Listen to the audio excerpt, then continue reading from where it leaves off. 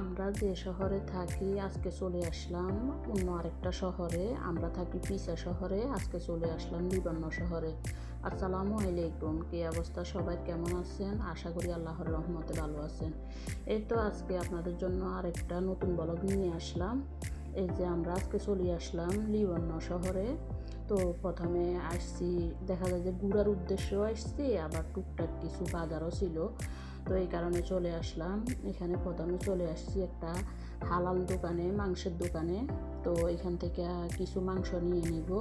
সবগুলা মাংস থেকে আর কি প্রথমে এখানে নিয়ে নিব খাসির মাংস, এরপরে যায় মুরগির গিলা কলিজা, গরুর গিলা কলিজা, এরপরে যায় তাক্কিনো মাংস, এরপরে ছোট বেবির জন্য আপনার পেশ মুরগি থেকে বুকের মাংস নিয়ে নিব, যেহেতু তার খিচুড়িতে ব্যবহার করতে হয় হাড় ছাড়া মাংস। এই জন্য একটু একটু করে সব কিছু একটু একটু কি দেখা যায় যে সবগুলা মাংস থেকে 2-3 কেজি করি আর কি সবগুলা মাংস একে একে নিয়ে নিলাম। তো এটা একটা আরাবিয়ান দোকান ছিল, তো এখানে আর কি সব কিছু হালাল পাওয়া যায়। তো আমরা এখানে মাংস দিয়ে আপনাদের ভাইয়া এখন এগুলা কাটাই নিতেছে, মাংসগুলো কাটাই নিতেছে এই কারণে যাতে করে বাসায় যাওয়ার পরে আর কাটার ঝামেলাটা না থাকে। এজন্য আসলে কোনটা কোন সাইজের কাটাই নিব ওদেরকে বলে দিছে, ওরাই সাইজ মতো কাটি দিছে। এখানে আমার ছোটো মেয়ে ঘুমাইতেছে, তো এখানে আমি সব কিছু একটু একটু দেখতেছি আসলে আর কি নেওয়া যায়। এখানে দেখা যায় যে অনেক কিছু আছে, ইস্ট আছে।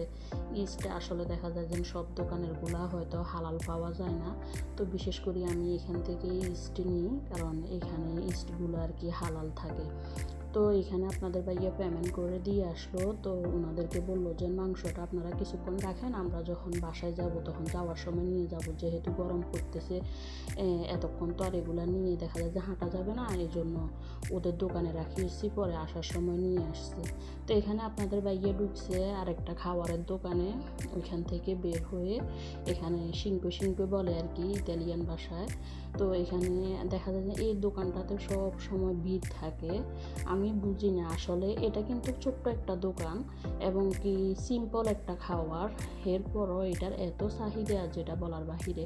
সব সময় এটাতে আপনার দেখা যায় যে ঝামেলা থাকে, সিরিয়াল ধরি এরপরে নিতে হয়।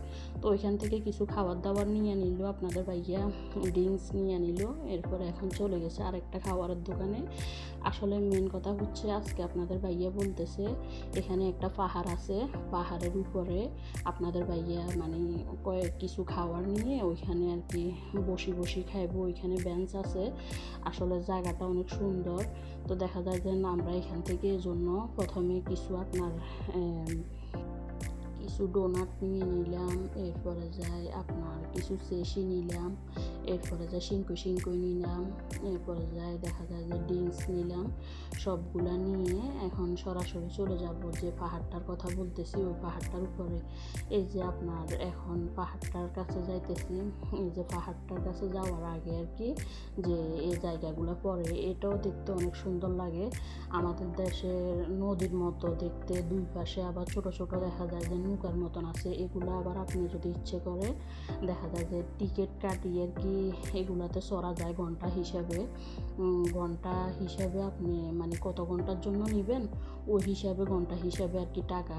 তো আমরা একবার চাইছিলাম, তো পরে আসলে তখন আমি অসুস্থ থাকায় আর পরে যাওয়া হয় নাই, নেক্সট টাইম অন্য আরেক সময় যাবো না। তো এইখানে কথা বলতে বলতে যে চলে আসলাম এটা একটা দেখতে পুরাটাই গুহার মতো। প্রথমে এটা এখান দিয়ে ঢুকতে হয় আর কি, এখান দিয়ে ঢুকে এরপরে যায় পাহাড়টা আর কি। তো এখানে প্রথমে ঢুকতে এটা একটা গুহার মতো বোঝা যায়। জায়গাটা আপনার কোনোখান দিয়ে উঁচা কোনোখান দিয়ে নিচা এরকম, যেহেতু এটা পাহাড়ের উপরে আপনার জায়গাটা দেখা যায় যে কোনোখান দিয়ে একবারে ঢালু, আবার কোনোখান দিয়ে একবারে উঁচা। এই যে দেখেন পরিবেশটা সুন্দর না? এই যে আপনার উপরে এই পাশে হচ্ছে আপনার সব গাছগাছালি, আর এই পাশে হচ্ছে বাচ্চাদের জন্য পার্ক করে দেওয়া হয়েছে। বাচ্চারা আবার দেখা যায় যে মাঝে মাঝে স্কুল থেকেও এই পার্কেটাতে ঘুরতে আসে।